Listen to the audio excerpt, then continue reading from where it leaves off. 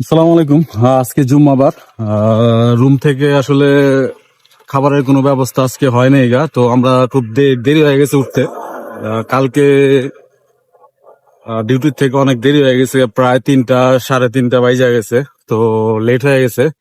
তো এখন যাচ্ছি আসলে খ্যাপসার দোকানে।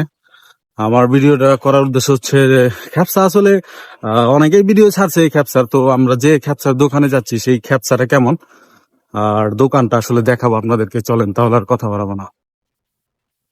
তো গাইস, খ্যাপসার দোকানে আসলে আইসা পড়ছি। খ্যাপসার দোকানটা একটু ছোট, বাট দেখতে মোটামুটি খুব সুন্দর। তো আমরা আসলে এখন অর্ডার করব। তো আমার রুমের যে কাউসার, সে অর্ডার করতেছে। তো খ্যাপসা আসলে আইসা পড়ছে। তো যে খ্যাপসার যে কালারটা দেখে বোঝা গেছে আসলে খুব সুস্বাদু হবে। তবে এর আগে আমার রুমের যে সে খাইছে, বলছে যে খুব ভালো। তো এটার জন্য আসলে আহ ব্যবসাটা ভালোই হবে, যেহেতু কালারও খুব সুন্দর দেখতেই পারতেছেন আসলে।